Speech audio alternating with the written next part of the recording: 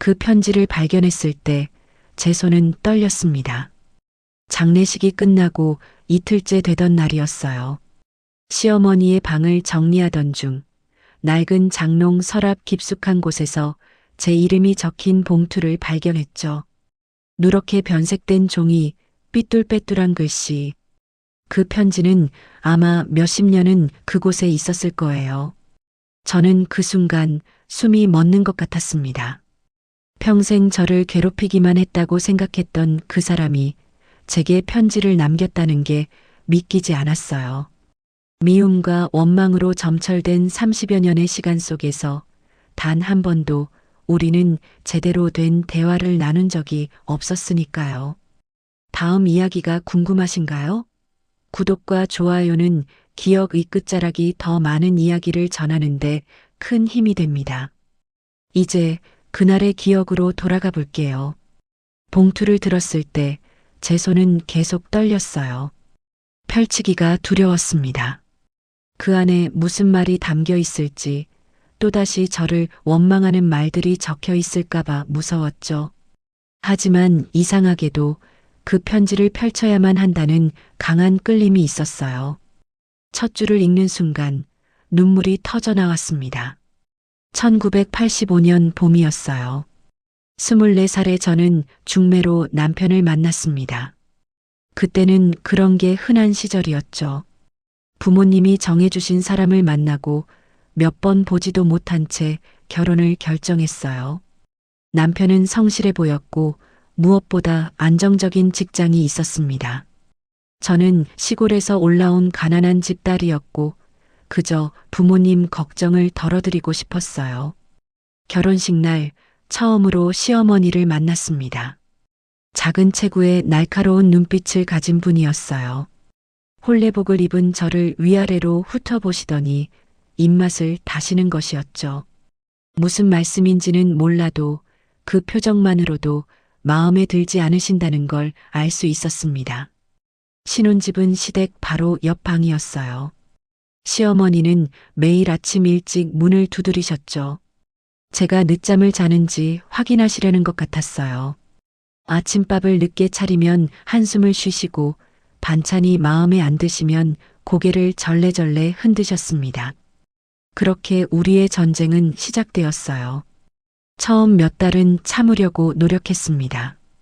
친정 어머니께서 시집살이는 원래 그런 거라고 꼭 참고 잘해드리라고 하셨거든요. 하지만 시어머니의 잔소리와 간섭은 점점 심해졌어요. 제가 하는 모든 일이 마음에 들지 않으신 것 같았습니다. 빨래를 널면 제대로 안 넣는다고 하셨고 청소를 하면 구석구석 안 했다고 하셨어요. 밥을 하면 간이 맞지 않다고 하셨고 장을 보고 오면 돈을 헤프게 쓴다고 타박하셨죠. 심지어 제가 입는 옷, 화장하는 모습, 웃는 방식까지도 마음에 들지 않으신다는 표정을 지으셨습니다. 남편에게 하소연했지만 소용없었어요. 그는 그저 어머니 성격이 원래 그렇다며 조금만 참아달라고만 했습니다. 참으라는 말. 그 말이 얼마나 저를 외롭게 만들었는지 그 사람은 알지 못했어요. 1987년 처자이가 태어났습니다. 딸이었어요. 시어머니는 아들을 기대하셨던 것 같았습니다. 출산 후 병원에 문병 오셔서도 아기를 한번 보시고는 별 말씀이 없으셨죠. 아들이었으면 얼마나 좋았겠냐는 한숨소리만 들렸어요. 산후조리 한 달 내내 시어머니는 매일 오셔서 제가 아기를 제대로 돌보는지 감시하셨습니다. 젖을 먹일 때도 기저귀를 갈 때도 늘 무언가 잘못하고 있다는 듯한 눈빛으로 지켜보셨어요. 그런 시선이 너무 괴로웠습니다. 딸아이가 100일이 되던 날 작은 사고가 있었어요. 제가 잠깐 방심한 사이에 아이가 침대에서 굴러떨어진 거예요. 다행히 큰 부상은 없었지만 시어머니는 그날 이후로 저를 믿지 못하겠다고 하셨죠. 아이를 제대로 돌볼 줄도 모르는 엄마라고 친정에서 뭘 배우고 왔냐고 따끔하게 말씀하셨습니다. 그 말이 제 가슴에 비수처럼 꽂혔어요. 저도 처음 해보는 육아였어요. 서툴고 실수할 수도 있는 건데 그분은 단 한 번의 실수도 용납하지 않으셨죠. 그날 밤 저는 아이를 안고 혼자 울었습니다. 이렇게 살아야 하나, 이게 정말 제 인생인가 싶었어요. 1990년 둘째가 태어났습니다. 이번에도 딸이었어요. 시어머니의 실망은 더 컸습니다. 결혼한 지 벌써 몇 년인데 아들 하나 못 낳았다며 저를 원망하는 눈빛으로 바라보셨죠. 그 시선이 너무 견디기 힘들었어요. 아들을 낳지 못한 며느리. 그게 제 꼬리표가 되어버렸습니다. 친척 모임에 가면 시어머니는 늘 다른 며느리들을 칭찬하셨어요. 누구는 아들을 낳았다. 누구는 집안일을 잘한다. 누구는 효성이 지극하다. 그런 말들을 들을 때마다 저는 투명 인간이 된 기분이었습니다. 남편은 여전히 중립을 지켰어요. 어머니 편도 제 편도 들지 않았죠. 그저 시간이 지나면 괜찮아질 거라고만 했습니다. 하지만 시간이 지날수록 저와 시어머니 사이의 골은 더 깊어졌어요. 1993년쯤이었을까요? 저는 시어머니를 피하기 시작했습니다. 최대한 마주치지 않으려고 했어요. 아침 일찍 일어나서 식사 준비를 끝내고 시어머니가 일어나시기 전에 방으로 들어갔죠. 저녁에도 일부러 늦게 저녁을 먹고 설거지를 마치면 곧바로 방문을 닫았습니다. 대화도 최소한으로 줄였어요. 필요한 말만 짧게만 했습니다. 시어머니도 저에게 말을 걸지 않으셨죠. 우리는 한 집에 살면서도 서로에게 존재하지 않는 사람처럼 지냈어요. 그렇게 10여 년이 흘렀습니다. 2002년 가을이었어요. 남편이 교통사고를 당했습니다. 크지 않은 접촉사고였지만 다리를 다쳐서 한 달 넘게 입원해야 했죠. 저는 병원과 집을 오가며 남편을 간호했어요. 두 딸아이들도 이미 중학생, 고등학생이 되어 있었고 집안일은 제가 다 감당해야 했습니다. 그 시기 시어머니가 조금씩 변하기 시작했어요. 병원에 가야 한다고 하면 아무 말 없이 고개를 끄덕이셨습니다. 제가 늦게 들어오는 날이 많아졌지만 더 이상 잔소리하지 않으셨죠. 오히려 가끔 제가 저녁을 못 먹고 갔을 때 조용히 밥을 데워두시기도 하셨어요. 처음엔 그게 어색했습니다. 왜 갑자기 이러시나 싶었어요.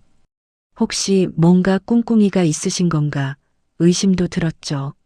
하지만 시어머니는 그저 말없이 제가 필요한 것들을 챙겨주셨어요. 빨래를 대신 해주시기도 하고 아이들 저녁을 차려주시기도 했습니다. 남편이 퇴원한 후에도 그런 분위기는 계속됐어요.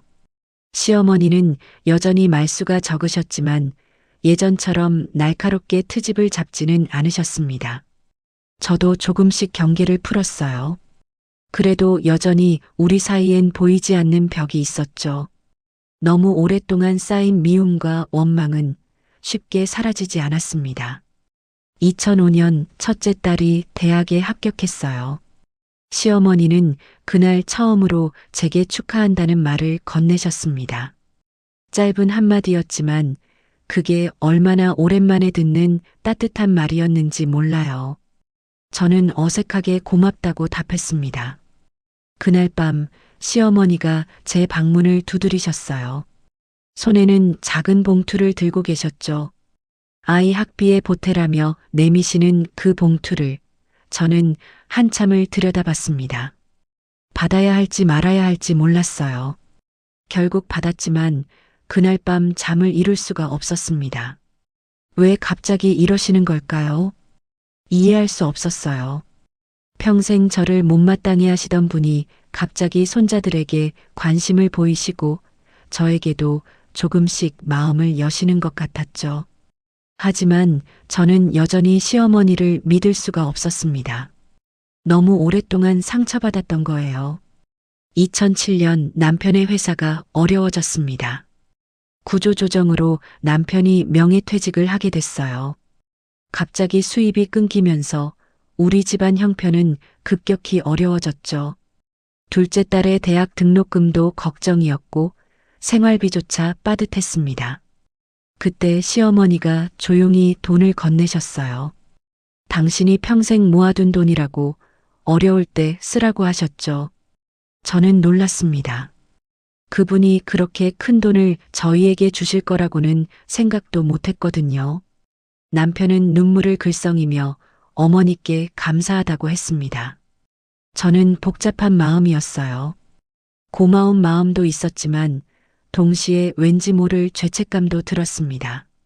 이렇게 도움을 받으니 그동안 제가 시어머니를 너무 나쁘게만 생각했던 건 아닌가 싶었어요. 하지만 그래도 과거의 상처가 쉽게 지워지지는 않았습니다. 우리는 여전히 어색한 관계였어요.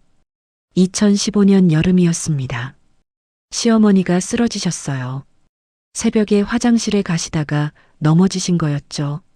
남편이 구급차를 불렀고 저희는 급히 병원으로 달려갔습니다.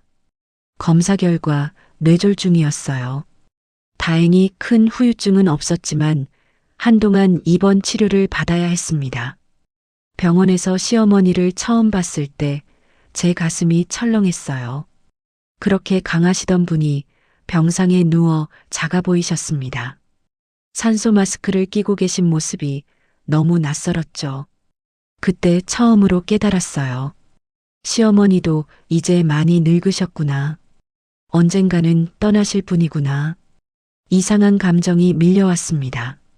미워했던 사람이 아파 누워 있는데 왜인지 마음이 무거웠어요. 당연히 느껴야 할 걱정이나 안타까움이 아니라 뭔가 묘한 죄책감 같은 게 있었습니다. 그동안 제가 너무 냉정했던 건 아닌가. 조금 더 잘해드릴 수 있었는데 그러지 못한 건 아닌가. 남편은 매일 병원에 있었어요. 어머니 곁을 지키며 손을 잡고 있었죠. 그런 남편을 보면서 저도 병문안을 자주 갔습니다. 처음엔 의무감 때문이었어요. 며느리로서 해야 할 일이니까요. 하지만 점점 그게 의무만은 아닌 것 같았습니다. 시어머니는 회복이 더뎠어요. 말도 잘 못하시고 움직임도 불편하셨죠. 간호사들이 도와드렸지만 남편은 직접 어머니를 돌보고 싶어 했습니다. 저도 그걸 도왔어요. 식사를 챙겨드리고 몸을 닦아드리고 옷을 갈아입히는 일들을요. 그 과정에서 시어머니와 제 사이에 묘한 변화가 생겼습니다. 말은 없었지만 눈빛으로 감사하다는 표현을 하시는 것 같았어요. 제가 물을 떠드릴 때 제 손을 살짝 쥐기도 하셨죠. 그런 작은 접촉들이 저를 당황스럽게 만들었습니다. 한 달 후 시어머니는 퇴원하셨어요.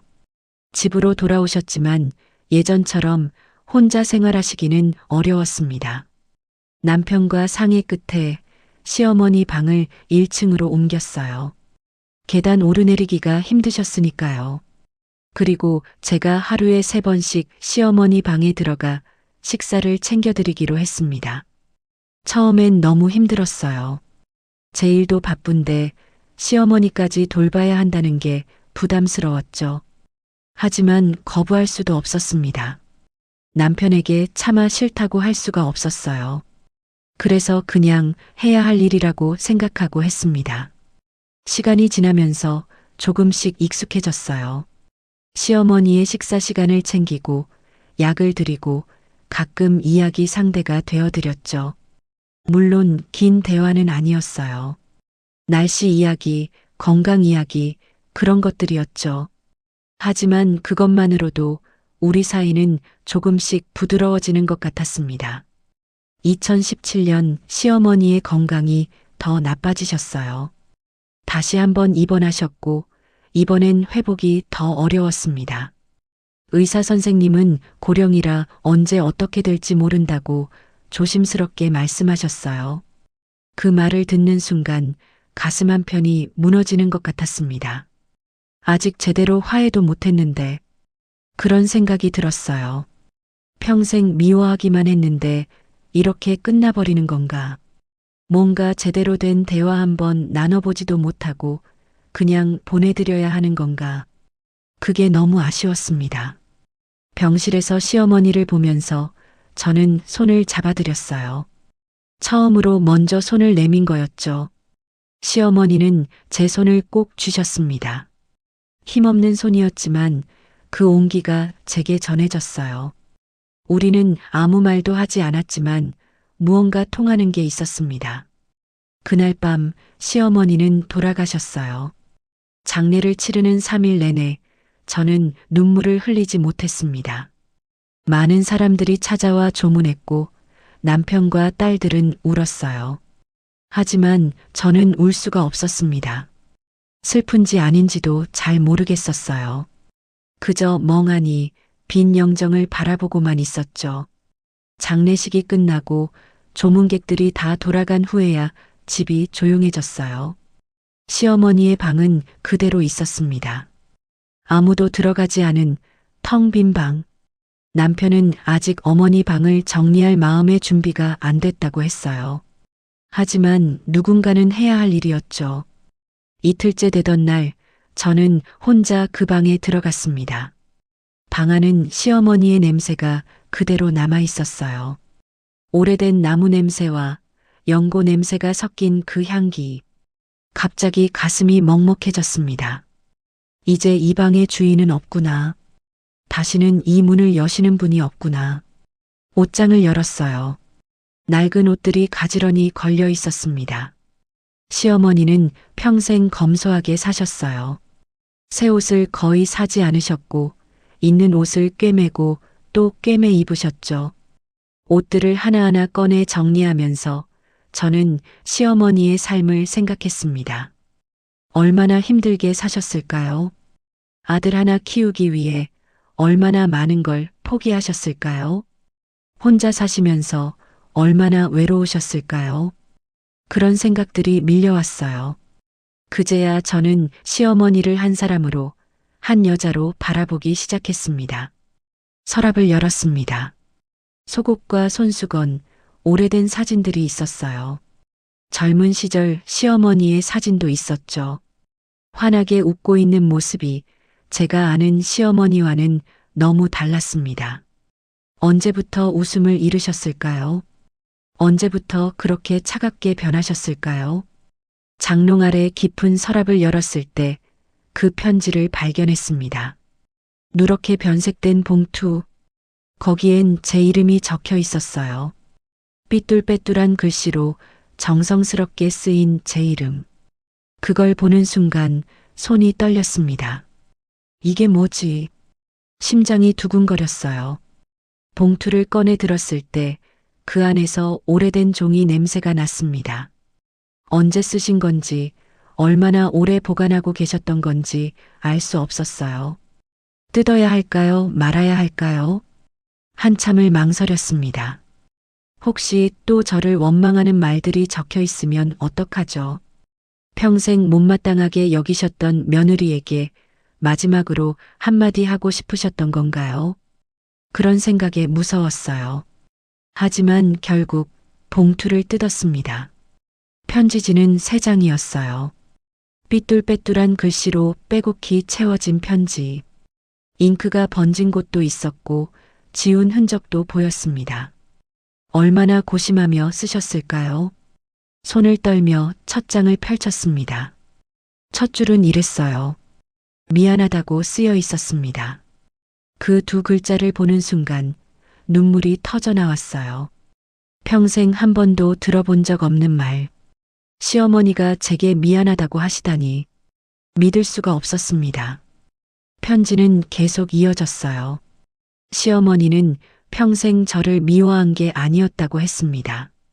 오히려 사랑했다고, 고마웠다고 쓰여 있었어요. 하지만 그 마음을 표현하는 법을 몰랐다고, 어떻게 말해야 할지 몰랐다고 했습니다. 저는 편지를 읽으면서 계속 울었습니다. 시어머니는 제가 처음 시집 왔을 때부터 걱정이 많으셨다고 했어요. 너무 어리고 연약해 보여서 이 힘든 시집살이를 견뎌낼 수 있을까 두려우셨대요. 그래서 일부러 강하게 대하셨다고 했습니다. 세상은 만만하지 않으니 단단해져야 한다고 생각하셨던 거죠. 하지만 그게 오히려 저를 더 힘들게 했다는 걸 너무 늦게 깨달으셨다고 했어요. 편지에는 시어머니 자신의 이야기도 담겨 있었습니다.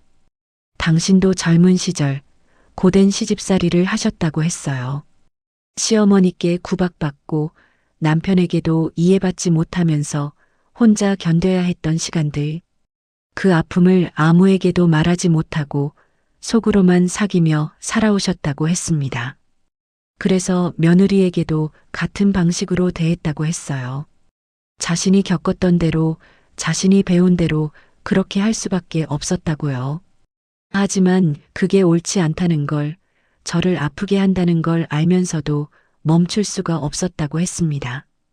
이미 습관이 되어버린 말투, 표정, 행동들이 저절로 나왔다고요.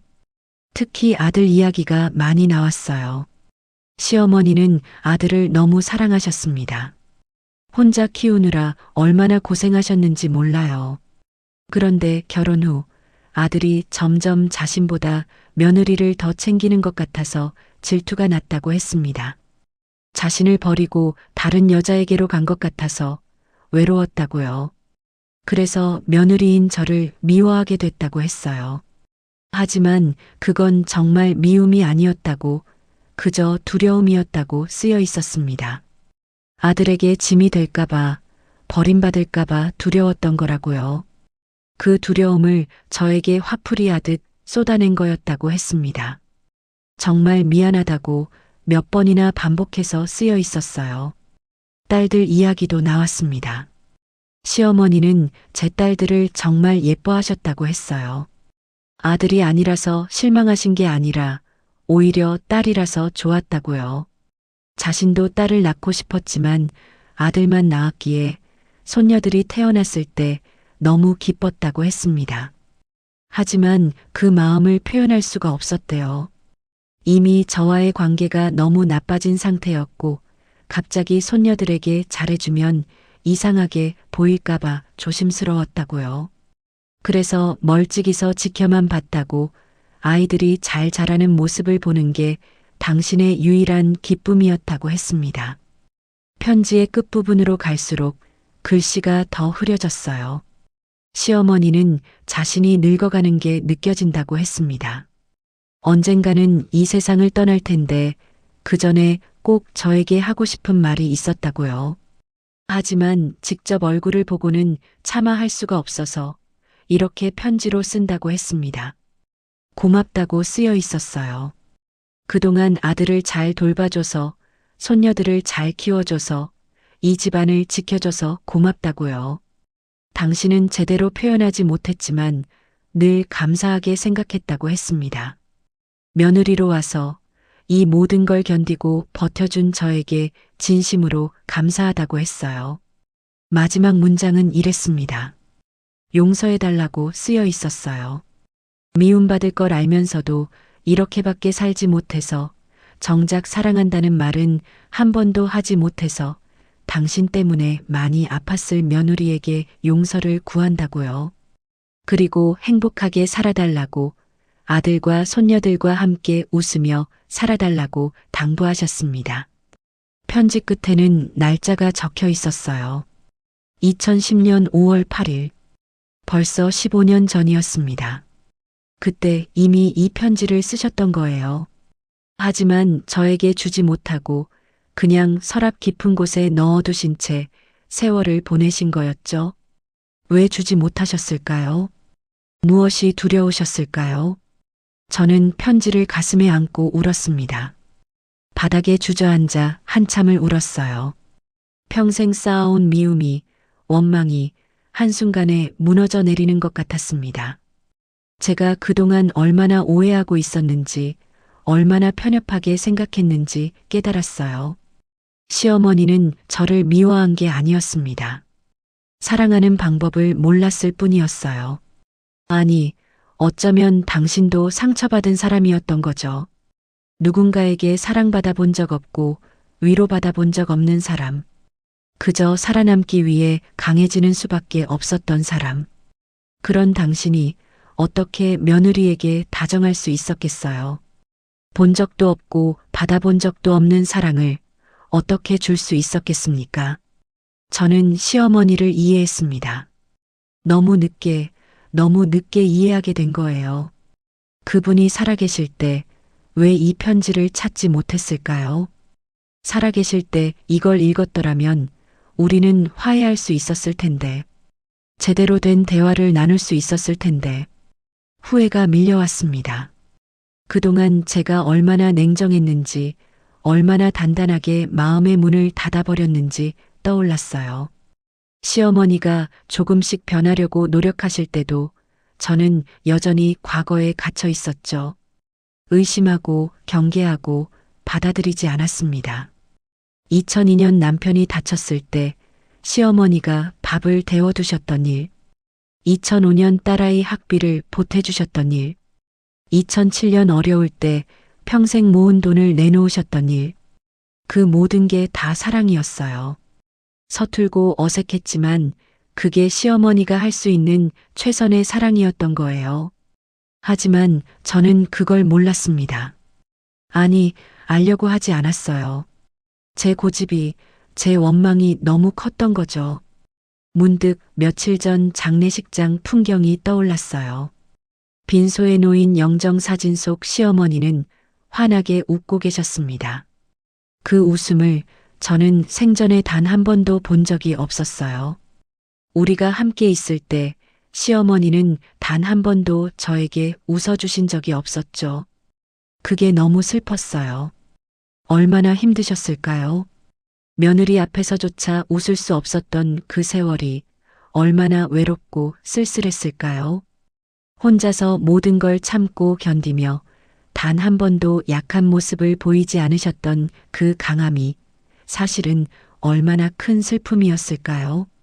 저는 시어머니께 미안했습니다. 너무 늦게 알아서 미안하고 끝까지 마음을 열지 못해서 미안하고 단 한 번도 고맙다는 말을 하지 못해서 미안했어요. 그분이 그렇게 원했던 말, 용서한다는 말도 해드리지 못했습니다. 편지를 다시 펼쳤어요. 한 글자 한 글자 읽으면서 시어머니의 목소리가 들리는 것 같았습니다. 떨리는 목소리로 조심스럽게 말을 꺼내는 그 모습이 눈에 선했어요. 얼마나 용기가 필요했을까요? 이 편지를 쓰기까지 얼마나 많은 밤을 고민하셨을까요? 2010년 5월. 그때 무슨 일이 있었던 걸까요? 기억을 더듬어 봤습니다. 그해 5월. 아, 맞다. 그때 저희 부부가 큰 싸움을 했었어요. 남편의 외도 의심 때문이었죠. 물론 오해였지만 저는 너무 화가 나서 집을 나가겠다고 했었습니다. 시어머니가 그걸 아셨던 거예요. 아들 부부가 헤어질까봐 두려우셨던 거죠. 그래서 이 편지를 쓰신 거였나 봅니다. 혹시라도 제가 떠나버리면 이 편지라도 전하고 싶으셨던 거예요. 하지만 다행히 저희 부부는 화해했고 시어머니는 이 편지를 줄 기회를 놓치신 거였죠. 아니면 용기가 없으셨던 걸까요? 편지를 쓰긴 했지만 막상 건네기가 두려우셨던 거예요. 이미 너무 틀어진 관계였고 거절당할까봐 무서우셨을 겁니다. 그래서 그냥 서랍에 넣어두신 채 언젠가 제가 발견하기를 바라며 기다리셨던 거죠. 그 기다림이 15년이었습니다. 너무 긴 시간이었어요. 그 긴 세월 동안 시어머니는 혼자 이 비밀을 안고 사셨던 거예요. 며느리에게 하고 싶은 말이 있는데 하지 못하고 사랑한다고 말하고 싶은데 방법을 몰라서 그렇게 조용히 지켜보기만 하셨던 겁니다. 저는 바보였어요. 왜 진작 알아차리지 못했을까요? 시어머니가 변하려고 노력하실 때 왜 그 마음을 받아주지 못했을까요? 조금만 더 마음을 열었더라면, 조금만 더 이해하려고 노력했더라면 우리는 달라질 수 있었을 텐데 이제는 너무 늦었습니다. 시어머니는 이미 이 세상에 안 계세요. 제가 아무리 미안하다고, 고맙다고, 사랑한다고 말해도 들으실 수가 없어요. 용서한다고, 이제는 이해한다고 말씀드려도 돌아오실 수 없습니다. 그게 너무 슬펐어요. 방 안에는 시어머니의 흔적들이 그대로 남아 있었습니다. 낡은 안경, 다 다른 슬리퍼, 얼룩진 손거울, 평범하고 소박한 물건들. 그 안에 시어머니의 삶이 담겨 있었어요. 화려하지도 않고 특별하지도 않은 그저 묵묵히 살아온 한 사람의 인생. 저는 그 물건들을 하나하나 손으로 어루만졌습니다. 시어머니가 만지셨던 것들, 매일 사용하셨던 것들. 이제는 주인을 잃어버린 이 물건들이 저에게 말을 거는 것만 같았어요. 우리 주인을 이해해달라고, 용서해달라고 속삭이는 것 같았습니다. 창밖을 보니 해가 지고 있었어요. 붉은 노을이 방 안으로 스며들었습니다. 시어머니가 좋아하시던 시간대였어요. 저녁 무렵 창가에 앉아 먼 산을 바라보시곤 하셨죠. 무슨 생각을 하셨을까요? 혹시 저를 생각하셨을까요? 어쩌면 용서를 구하고 계셨는지도 몰라요. 말로는 하지 못했지만 마음속으로는 매일 용서를 빌고 계셨을지도 모릅니다. 며느리에게 잘못한 것들, 상처 준 것들을 뉘우치시며 언젠가는 화해할 수 있기를 바라셨을 거예요. 저는 그 바람을 이루어드리지 못했습니다. 편지를 가슴에 꼭 안았어요. 이게 시어머니가 제게 남긴 마지막 선물이었습니다. 말로 하지 못한 사랑, 표현하지 못한 미안함, 전하지 못한 감사가 담긴 편지. 이제야 제게 도착한 이 편지가 너무 소중하고 또 너무 아팠습니다. 그날 밤 저는 잠을 이룰 수가 없었어요. 편지를 읽고 또 읽었습니다. 시어머니의 글씨를 따라가며 그 마음을 느껴보려 했어요. 한 글자 한 글자에 담긴 진심이 이제야 제 마음에 닿았습니다. 미움의 반대는 무관심이 아니라 사랑이라는 말이 있죠. 하지만 저는 그날 깨달았어요. 때로는 미움처럼 보이는 게 사실은 가장 깊은 사랑일 수도 있다는 걸요. 시어머니의 잔소리, 간섭, 차가운 눈빛, 그 모든 게 사실은 관심이었고 걱정이었으며 사랑이었던 거예요. 다만 표현 방법을 몰랐을 뿐이었죠. 어쩌면 저도 마찬가지였을지 몰라요. 제가 시어머니를 피하고 냉대했던 것도 사실은 상처받고 싶지 않아서였으니까요. 미워서가 아니라 더 이상 아프고 싶지 않아서 마음의 문을 닫았던 거죠. 우리 둘 다 사랑하는 방법을 몰랐던 거예요. 다음 날 아침 남편에게 편지를 보여줬습니다. 남편은 편지를 읽으면서 눈물을 흘렸어요. 어머니가 이런 마음을 품고 계셨다는 걸 자신도 몰랐다고 미안하다고 했습니다. 당신이 중간에서 더 잘 중재했어야 했는데 그러지 못해서 미안하다고요. 저는 남편의 손을 잡았어요. 당신 잘못이 아니라고 우리 모두의 잘못이라고 말했습니다. 아니, 어쩌면 누구의 잘못도 아닐지 몰라요. 그저 서로를 이해하지 못했을 뿐, 마음을 열지 못했을 뿐이었으니까요. 딸들에게도 편지를 보여줬어요. 큰딸은 할머니가 그런 분이셨다는 걸 몰랐다고 했습니다. 항상 무뚝뚝하고 차가워 보이셨는데 속마음은 따뜻하셨다고요. 작은 딸은 할머니께 더 잘해드릴 걸 후회한다고 했어요. 우리 가족은 모두 울었습니다. 시어머니가 돌아가신 후에야 우리는 그분을 제대로 알게 된 거예요. 너무 늦은 깨달음이었지만 그래도 알게 된 게 다행이었습니다. 평생 오해한 채로 살았다면 그게 더 슬펐을 테니까요. 며칠 후 저는 시어머니 산소에 다녀왔어요. 혼자 갔습니다. 남편에게도 말하지 않고 조용히 다녀오고 싶었거든요. 산소 앞에 앉아서 편지를 꺼내 다시 읽었어요. 시어머니가 들으실 수 있을 것 같았습니다. 용서한다고 말씀드렸어요. 평생 오해해서 미안하다고, 이제는 이해한다고, 사랑한다고 말했습니다. 그동안 한 번도 하지 못했던 말들을 그날 다 쏟아냈어요. 시어머니는 대답하지 않으셨지만 바람이 불어와 제 뺨을 스치고 지나갔습니다. 그게 대답처럼 느껴졌어요. 집으로 돌아오는 길에 문득 깨달았습니다. 시어머니는 이미 용서를 구했고 저는 이제 용서를 했으니 우리는 비로소 화해한 거라고요. 비록 한쪽은 이 세상에 없지만 마음은 통했으니 그걸로 충분하다고 생각했어요. 그날 이후 제 마음이 한결 가벼워졌습니다. 평생 짊어지고 있던 무거운 짐을 내려놓은 것 같았어요. 시어머니에 대한 미움도 원망도 죄책감도 모두 사라졌습니다. 대신 그 자리에 이해와 용서 그리고 조용한 사랑이 자리 잡았어요. 시어머니의 방을 정리하기 시작했습니다. 이번에는 슬프지 않았어요. 오히려 시어머니의 물건 하나하나가 소중하게 느껴졌습니다. 이 물건들을 통해 시어머니의 삶을 더 깊이 이해할 수 있었거든요. 낡은 옷들을 정리하면서 시어머니가 얼마나 검소하게 사셨는지 알았어요. 오래된 사진첩을 보면서 젊은 시절 얼마나 아름다우셨는지 알았습니다.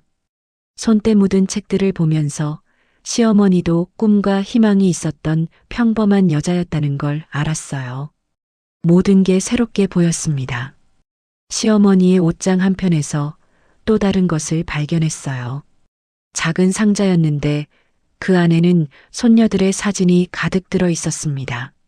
아기 때부터 자란 모습까지 저희가 몰래 찍으신 사진들이었어요. 시어머니는 멀리서 손녀들을 지켜보고 계셨던 거예요. 사진 뒷면에는 날짜와 짧은 메모가 적혀 있었습니다.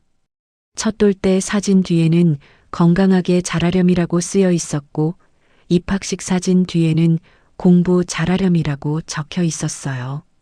졸업사진 뒤에는 축하한다, 사랑한다는 말이 쓰여 있었습니다. 시어머니는 손녀들을 사랑하셨어요.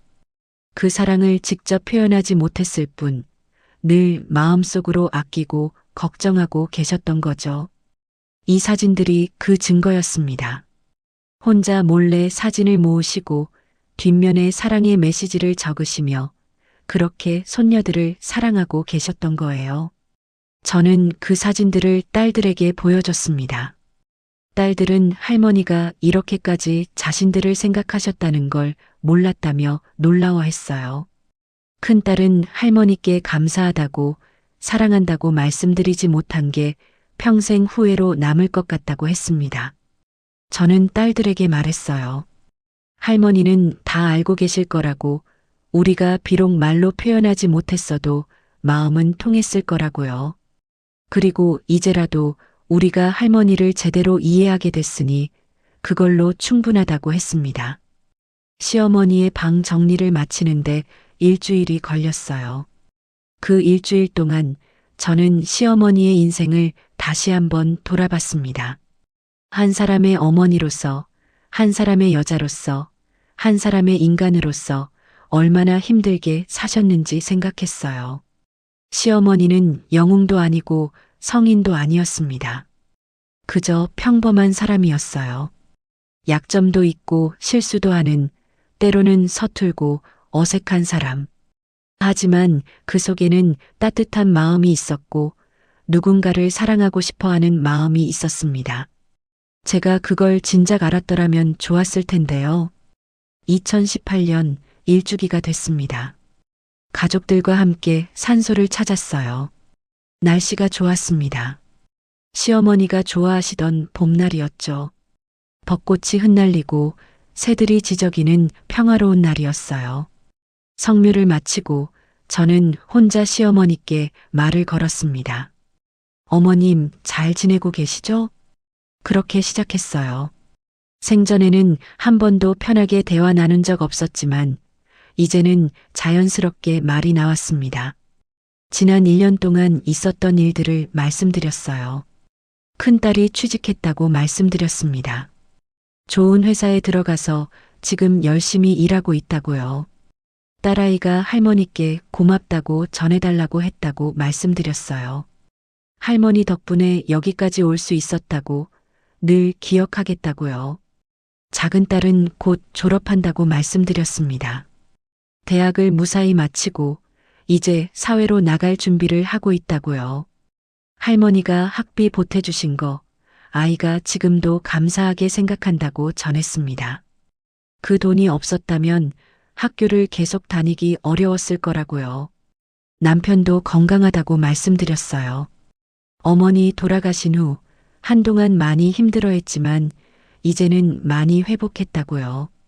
가끔 어머니 생각에 눈물 흘릴 때도 있지만 그래도 잘 지내고 있다고 했습니다. 효자 못해드려서 미안하다는 말을 자주 한다고요. 그리고 제 이야기도 했습니다. 어머님, 저도 잘 지내고 있어요. 편지를 읽고 많이 울었지만 이제는 괜찮아요. 오히려 그 편지 덕분에 마음이 편해졌어요. 평생 짊어지고 있던 짐을 내려놓은 것 같아요. 정말 감사해요, 어머님. 그 편지를 남겨주셔서요. 그 마음을 전해주셔서요. 덕분에 저도 어머님을 이해할 수 있었고 용서할 수 있었어요. 아니, 용서라는 말도 이상하네요. 이제는 그저 사랑하고 그리워할 뿐이에요. 바람이 불어왔습니다. 따뜻한 봄바람이 제 얼굴을 스치고 지나갔어요. 시어머니가 대답하시는 것 같았습니다. 괜찮다고, 이제 다 괜찮다고 말씀하시는 것 같았어요. 그날 이후 저는 자주 산소를 찾았습니다. 특별한 날이 아니어도 그냥 시어머니께 말을 걸고 싶을 때 갔어요. 요즘 어떻게 지내는지, 무슨 일이 있었는지 그런 소소한 이야기들을 나눴습니다. 생전에 나누지 못한 대화를 이제라도 나누고 싶었거든요. 2019년 큰딸이 결혼했어요. 결혼식 날 저는 시어머니가 보고 싶었습니다. 살아계셨다면 얼마나 기뻐하셨을까요? 예쁜 손녀의 결혼식을 얼마나 자랑스러워 하셨을까요? 식장 한편에 시어머니 사진을 놓아두었어요. 함께하지 못하지만 마음으로는 함께 계신다고 생각했습니다. 딸에게도 편지 이야기를 해줬어요. 할머니가 평생 숨겨두었던 편지가 있었다고 그 안에 얼마나 깊은 사랑이 담겨 있었는지 말해줬습니다.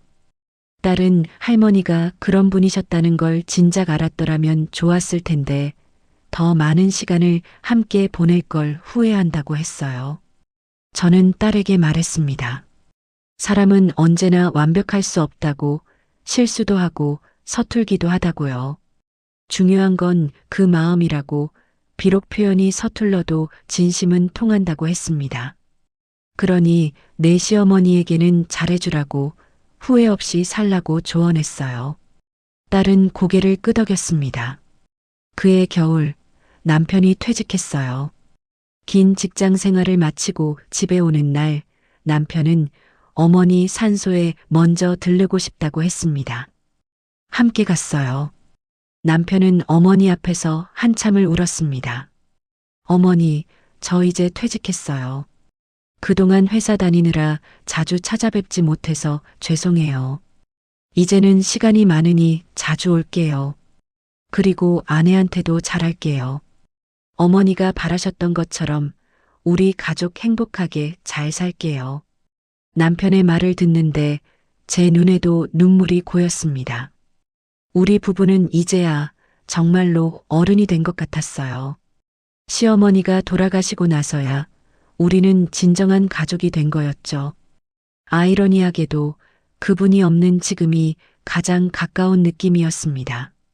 2020년 작은 딸도 결혼했어요. 이번에도 시어머니 사진을 식장에 모셨습니다. 두 손녀가 모두 좋은 사람 만나 결혼하는 모습을 시어머니가 보셨다면 얼마나 기뻐하셨을까요? 저는 식장 한편에서 시어머니를 떠올리며 조용히 기도했습니다. 어머님 감사해요. 이 모든 게 어머님 덕분이에요. 어머님이 남편을 잘 키워주셨고 저희를 도와주셨고 손녀들을 사랑해 주셨기에 오늘이 있는 거예요. 비록 표현은 서툴렀지만 그 마음만큼은 진실했다는 걸 이제는 알아요. 그날 밤 집에 돌아와 편지를 다시 꺼내봤습니다. 이제는 종이가 너무 낡아서 조심스럽게 다뤄야 했어요. 하지만 글씨는 여전히 선명했고 그 안에 담긴 마음도 변하지 않았습니다. 이 편지는 제 평생의 보물이 될 거예요. 2021년 큰딸이 아기를 낳았습니다. 건강한 아들이었어요. 제 첫 손자였죠. 아기를 안았을 때 시어머니 생각이 났습니다. 시어머니도 이런 마음이셨을까요? 손자를 보는 기쁨, 대를 이어간다는 뿌듯함. 산후조리원에 가서 딸을 돌봐줄 때 문득 깨달았어요. 제가 지금 하고 있는 게 시어머니가 저에게 했던 것과 똑같다는 거요. 딸의 육아를 챙기고 잘못된 걸 고쳐주고 걱정하는 마음에 이것저것 간섭하게 되더라고요. 물론 저는 부드럽게 말하려고 노력했지만 그래도 딸 입장에서는 부담스러울 수도 있겠다 싶었어요. 그때 더 깊이 이해했습니다. 시어머니의 마음을요. 며느리를 사랑하는 마음과 걱정하는 마음이 때로는 간섭과 잔소리로 표현될 수밖에 없다는 걸요. 완벽하게 하고 싶은 마음, 실수하지 않았으면 하는 바람이 그렇게 나타날 수밖에 없다는 걸 알게 됐어요. 딸에게 미안하다고 말했습니다. 엄마가 너무 간섭하는 것 같으면 말해달라고 기분 나쁘지 않게 표현하는 방법을 찾자고 했어요. 딸은 괜찮다고, 엄마는 할머니랑 다르다고 웃으며 말했습니다. 하지만 저는 알았어요. 어쩌면 저도 시어머니와 비슷할 수 있다는 걸요.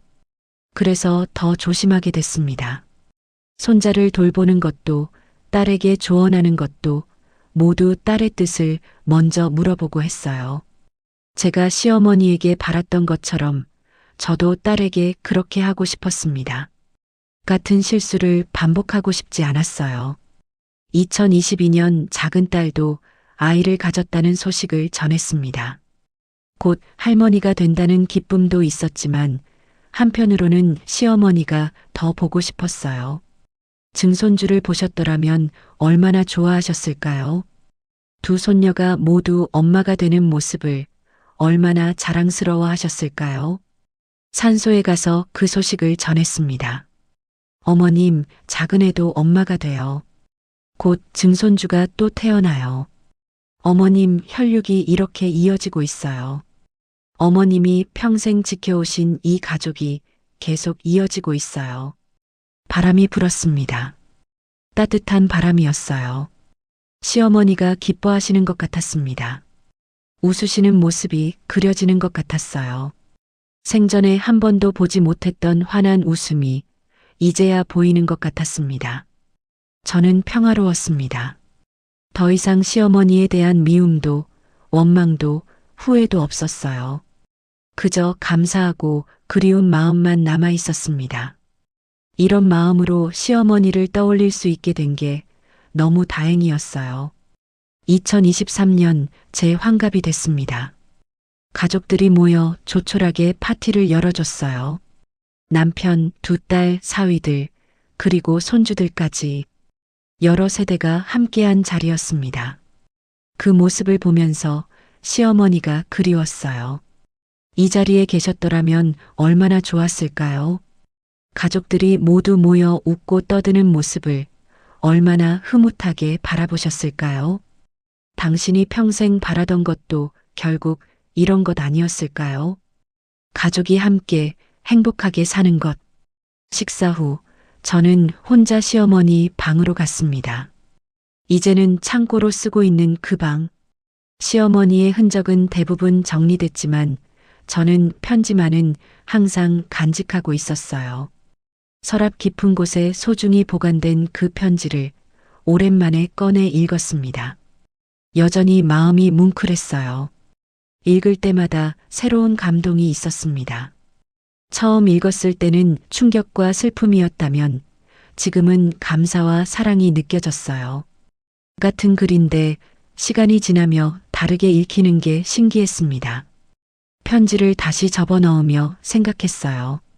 이 편지는 언젠가 제 딸들에게 물려줘야겠다고요. 그들도 시어머니가 될 텐데 이 편지가 좋은 교훈이 될 거예요. 사랑하는 방법, 이해하는 방법, 용서하는 방법을 배울 수 있을 테니까요. 그리고 언젠가 제가 이 세상을 떠날 때 이 편지를 관 속에 함께 넣어달라고 부탁할 거예요. 시어머니께 돌려드리고 싶어요. 잘 읽었다고, 감사했다고, 사랑했다고 전하면서요. 2024년 남편이 많이 늙었습니다. 머리가 하얗게 새고 허리도 굽었어요. 걷는 것도 예전 같지 않아서 지팡이에 의지하게 됐죠. 그런 남편을 보면서 시어머니가 더 떠올랐습니다. 남편은 어머니를 닮았어요. 외모도 그렇고 성격도 비슷한 면이 많아요. 말은 많지 않지만 속마음은 따뜻한 사람. 표현이 서툴지만 가족을 사랑하는 사람. 그런 모습이 시어머니와 똑같았습니다. 어느 날 남편이 물었어요. 당신 우리 어머니 용서한 거 맞지? 저는 고개를 끄덕였습니다. 진작에 용서했다고, 이제는 그저 사랑하고 그리워할 뿐이라고 말했어요. 남편은 안심하는 표정을 지었습니다. 당신도 어머니께 죄책감이 있었나 봐요. 중간에서 제대로 역할을 못했다는. 저는 남편의 손을 잡았어요. 당신 덕분이라고, 당신이 있어서 이 가족이 유지됐다고 말했습니다. 그리고 시어머니도 당신을 자랑스러워 하실 거라고, 아들을 잘 키우셨다고 했어요. 남편은 눈시울을 붉혔습니다. 우리 부부는 이제 노년에 접어들었어요. 하지만 마음만큼은 평화롭습니다. 과거의 상처도 후회도 모두 내려놓았으니까요. 남은 시간 동안 서로를 아끼며 그렇게 살고 싶어요. 시어머니가 바라셨던 것처럼요. 2025년 봄입니다.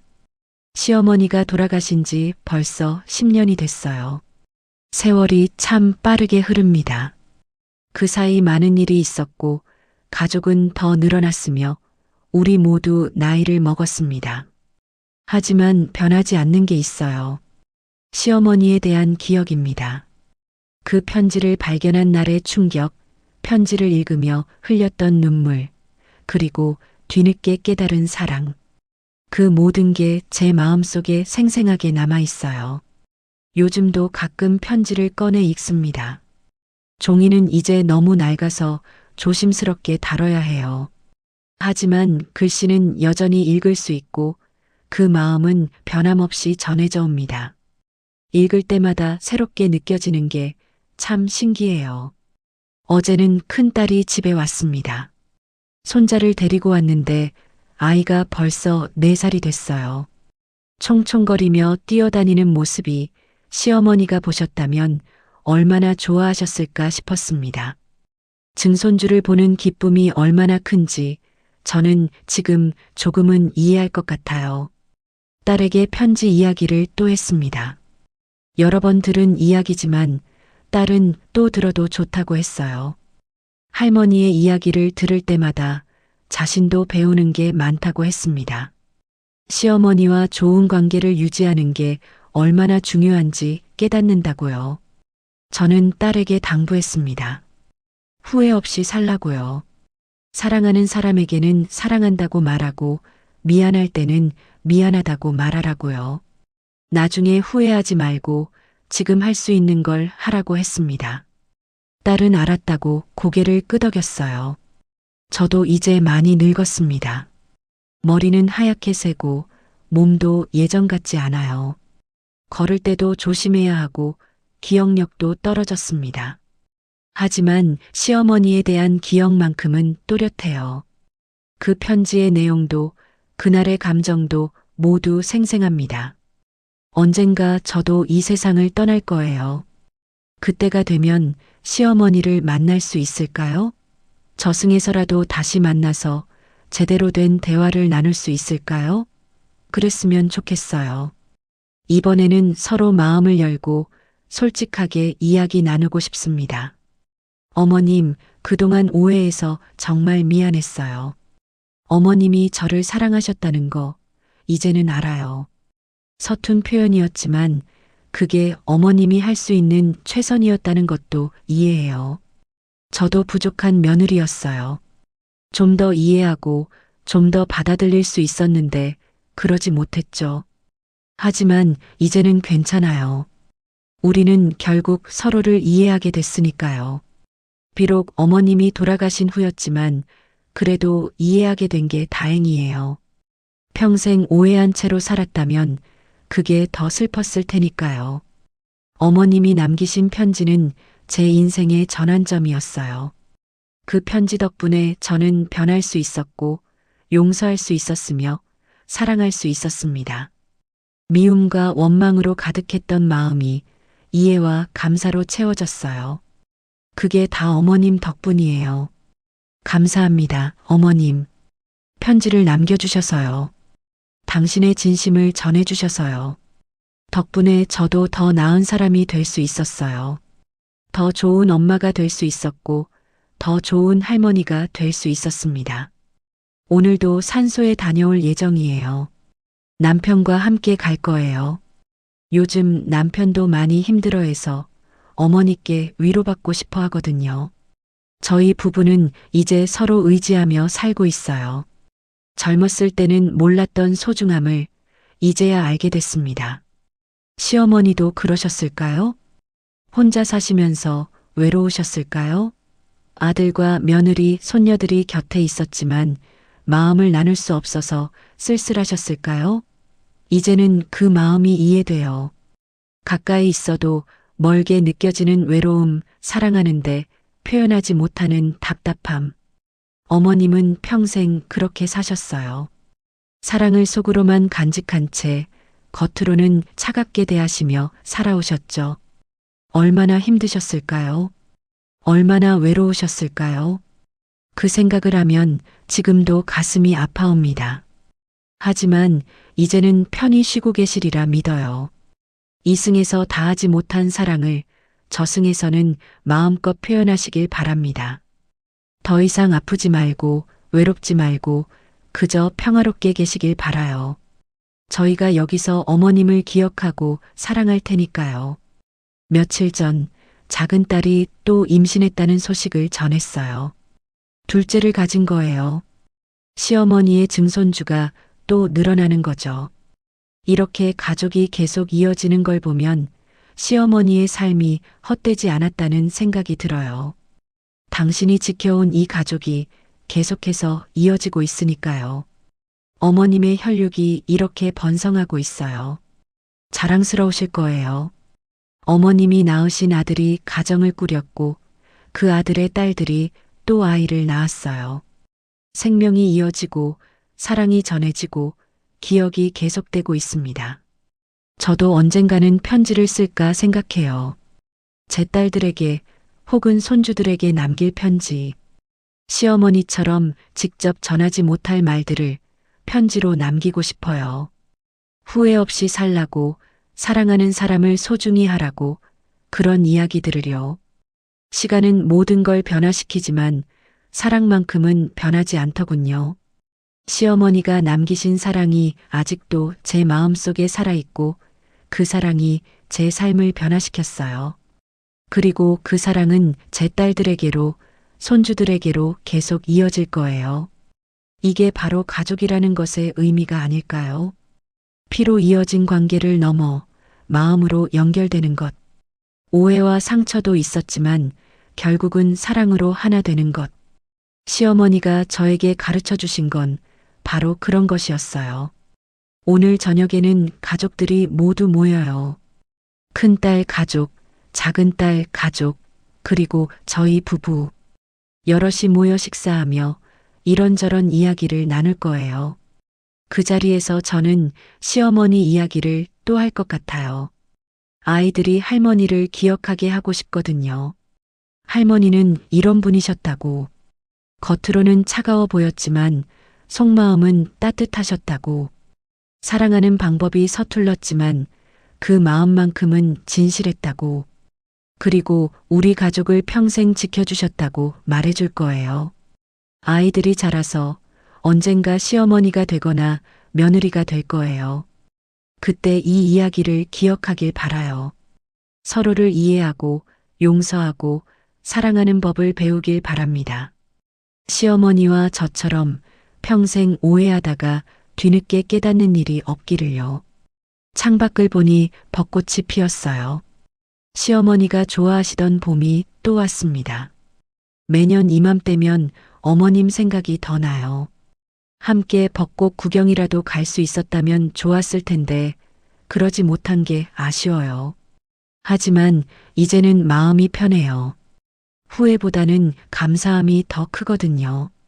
비록 살아생전에는 제대로 된 관계를 맺지 못했지만 그래도 마지막에는 서로를 이해할 수 있었으니까요. 그것만으로도 충분해요. 어머님 사랑해요. 이 말을 직접 전하지 못한 게 평생의 한이지만 그래도 지금이라도 말할 수 있어서 다행이에요. 어머님도 들으실 거라고 믿어요.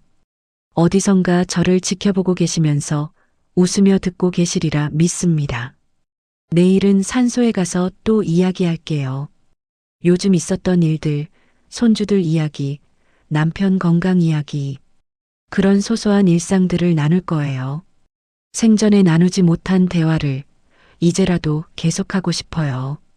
그게 제가 어머님께 할 수 있는 유일한 일이니까요. 편지는 여전히 제 곁에 있어요. 서랍 깊은 곳에 소중히 간직하고 있습니다. 가끔 힘들 때, 외로울 때 그 편지를 꺼내 읽어요. 그러면 마음이 편해져요. 어머님이 곁에 계신 것 같거든요. 10년 전 그 편지를 발견한 날이 제 인생의 전환점이었어요. 그 이전과 이후로 나뉠 만큼 큰 변화였습니다. 미움으로 가득했던 마음이 사랑으로 채워졌고 후회로 무거웠던 가슴이 감사함으로 가벼워졌어요. 그 모든 변화가 단 한 통의 편지에서 시작됐습니다. 어머님이 남기신 유산은 돈도 땅도 아니었어요. 바로 그 편지였습니다. 사랑과 용서를 가르쳐준 그 편지가 제게는 가장 큰 유산이었어요.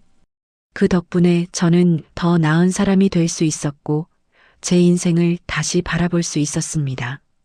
주변 사람들에게도 이 이야기를 해줬어요. 나이 든 친구들, 교회 사람들, 같은 처지의 며느리들, 시어머니와의 관계로 고민하는 사람들에게 제 경험을 나눠줬습니다. 늦기 전에 화해하라고, 후회하지 말라고 조언했어요. 어떤 사람들은 감동받았다고 했고 어떤 사람들은 울었어요. 자신의 이야기 같다며 공감하는 사람도 있었고 당장 시어머니에게 전화하겠다는 사람도 있었습니다.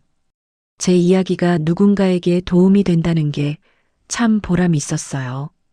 어쩌면 이것도 어머님의 뜻이었을지 몰라요. 당신의 이야기를 통해 다른 사람들도 배우게 하려는. 시어머니와 며느리의 관계가 얼마나 복잡하고 어려운지. 하지만 결국은 사랑과 이해로 풀어갈 수 있다는 걸 보여주려는. 그래서 저는 이 이야기를 계속 전할 거예요. 제가 살아있는 동안, 그리고 제가 떠난 후에도 이 이야기가 이어지길 바랍니다. 어머님의 사랑이, 어머님의 교훈이 영원히 기억되길 바라요. 며칠 전 꿈을 꿨어요. 시어머니가 나오셨습니다. 젊은 시절 모습이셨는데 환하게 웃고 계셨어요. 생전에 한 번도 본 적 없는 그 미소. 꿈속에서 저는 어머님께 달려가 안겼습니다. 어머님, 보고 싶었어요. 그렇게 말했어요. 시어머니는 아무 말 없이 저를 안아주셨습니다. 따뜻한 온기가 느껴졌어요. 그 순간 모든 게 용서되고 화해된 것 같았습니다. 꿈에서 깨어났을 때 눈물이 흘렀어요. 슬픈 눈물이 아니었어요. 오히려 평화로운 눈물이었습니다. 어머님과 진짜로 화해한 것 같은 느낌이 들었거든요. 이제는 정말로 모든 게 괜찮아진 것 같았어요. 남편에게 꿈 이야기를 했더니 남편도 비슷한 꿈을 꿨다고 했어요. 어머니가 행복해 보이셨대요. 걱정하지 말라는 듯 웃으며 손을 흔들고 계셨다고요. 우리 부부는 서로를 바라보며 웃었습니다. 어머니가 우리를 용서하신 거라고 이제는 다 괜찮다고 느꼈어요. 봄바람이 창문으로 들어와요. 따뜻하고 부드러운 바람입니다. 시어머니의 손길 같아요. 머리를 쓰다듬어 주는 것 같고 등을 토닥여 주는 것 같아요. 괜찮다고, 잘했다고, 사랑한다고 말해 주시는 것 같습니다. 저도 이제 할머니가 됐어요. 손주들을 보면서 시어머니의 마음을 더 이해하게 돼요. 손주가 얼마나 예쁜지, 얼마나 소중한지, 그들이 잘 자라기를 바라는 마음이 얼마나 간절한지. 시어머니도 이런 마음이셨을 거예요. 저는 손주들에게 좋은 할머니가 되고 싶어요. 시어머니처럼 서툴지 않게 사랑을 제대로 표현할 수 있는 할머니가 되고 싶습니다. 아이들이 저를 편하게 느끼고 언제든 찾아올 수 있는 그런 할머니가 되고 싶어요. 그게 시어머니께 보답하는 길이라고 생각해요. 어머님이 하지 못하신 걸 제가 대신하는 거죠. 어머님의 사랑을 제가 손주들에게 전하는 겁니다. 그렇게 사랑은 세대를 이어 계속되는 거니까요. 오늘 밤에는 편지를 또 읽을 거예요. 읽을 때마다 새로운 의미가 발견돼요. 처음엔 못 봤던 문장들이 눈에 들어오고 미처 깨닫지 못했던 마음들이 느껴집니다. 같은 글인데 제가 나이 들수록 더 깊이 이해하게 되는 것 같아요. 그게 바로 시간의 힘이겠죠.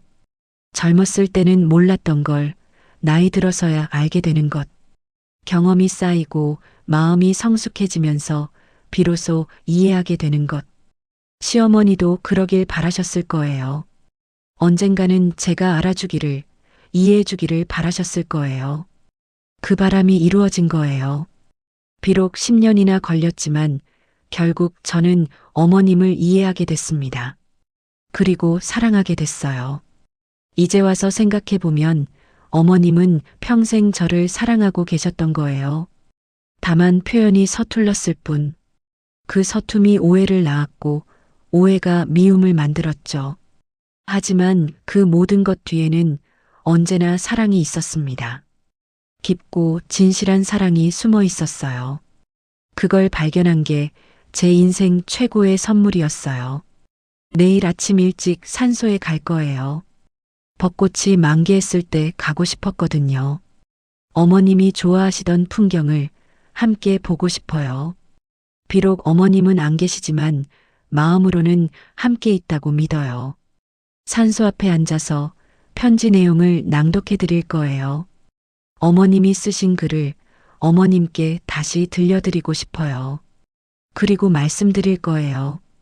잘 읽었다고, 이해했다고, 감사하다고, 사랑한다고요. 바람이 불어오면 그게 어머님의 대답이라고 생각할게요. 나뭇잎이 흔들리면 어머님이 고개를 끄덕이시는 거라고 믿을게요. 새가 지저귀면 어머님이 웃으시는 소리라고 여길게요. 그렇게 저는 어머님과 대화를 이어갈 거예요. 평생 나누지 못한 대화를 이제라도 나누고 싶어요. 시간은 흘러도 사랑은 멈추지 않더군요. 그게 바로 우리가 놓지 못한 기억의 끝자락이었습니다. 어머님, 어디 계시든 행복하시길 바라요. 더 이상 아프지 말고 외롭지 말고 편히 쉬세요. 저희가 여기서 잘 살아갈 테니 걱정하지 마세요. 어머님이 사랑하셨던 이 가족을 제가 잘 지킬게요. 그리고 언젠가 저도 그곳에 가면 다시 만나요. 그때는 서로 웃으며 안을 수 있겠죠. 오해도 없고 미움도 없는 그곳에서 우리는 진짜 가족이 될 수 있을 거예요. 그날을 기다리며 저는 여기서 열심히 살겠어요. 어머님 정말 사랑해요. 이 말을 1000번, 10,000번 해도 모자랄 것 같아요. 평생 한 번도 하지 못했던 말이니까요. 하지만 이제는 매일매일 말할 거예요. 어머님이 들으시든 안 들으시든 제 마음속으로라도 계속 말할 거예요. 사랑해요, 어머님. 고마워요, 어머님. 그리고 미안해요, 어머님. 이 3가지 말이 제가 어머님께 전하고 싶은 전부예요. 창밖에 벚꽃이 바람에 흩날려요. 꽃잎이 하나씩 떨어지는 모습이 시간이 흐르는 것 같아요. 모든 건 언젠가 사라지지만 사랑만큼은 영원히 남는다고 믿어요. 어머님의 사랑이, 제 사랑이 이렇게 계속 이어질 거예요. 편지를 가슴에 안아요. 따뜻해요. 마치 어머님을 안고 있는 것 같아요. 이 종이 한 장에 담긴 사랑이 제 남은 인생을 지탱하는 힘이 될 거예요. 오늘도, 내일도, 그 다음 날도 저는 이 사랑을 간직하며 살아갈 거예요. 어머님이 남기신 사랑을 제 아이들에게, 손주들에게, 그리고 더 먼 미래의 후손들에게까지 전할 거예요. 그게 바로 가족이라는 것의 의미니까요. 피를 넘어, 시간을 넘어, 오해와 상처를 넘어 이어지는 것. 그게 바로 사랑이고 가족이에요. 어머님이 제게 가르쳐 주신 가장 소중한 교훈이었습니다. 해가 지고 있어요. 노을이 참 아름답습니다. 어머님도 이 노을을 보고 계실까요? 저승 어딘가에서 저와 같은 하늘을 바라보고 계실까요? 그렇다면 얼마나 좋을까요? 오늘 밤에는 일찍 잘 거예요. 꿈에서라도 어머님을 만날 수 있을 것 같아서요. 또 그 환한 미소를 볼 수 있을 것 같아서요. 꿈속에서라도 좋으니 어머님을 만나고 싶어요. 편지를 다시 서랍에 넣어요. 조심스럽게, 정성스럽게 넣습니다. 이 편지가 낡아서 부서질 때까지, 아니, 제가 이 세상을 떠날 때까지 소중히 간직할 거예요. 제 인생 최고의 보물이니까요. 내일은 새로운 하루가 시작돼요. 하지만 어머님에 대한 기억은 계속될 거예요. 제가 숨 쉬는 한, 심장이 뛰는 한, 어머님을 기억하고 사랑할 거예요. 그게 제가 어머님께 할 수 있는 마지막 효도니까요. 어머님, 안녕히 주무세요. 오늘 밤도 내일 밤도 언제나 편히 쉬세요. 저는 여기서 어머님을 기억하며 살아갈게요. 사랑해요, 어머님. 영원히. 시간은 흘러도 사랑은 멈추지 않더군요.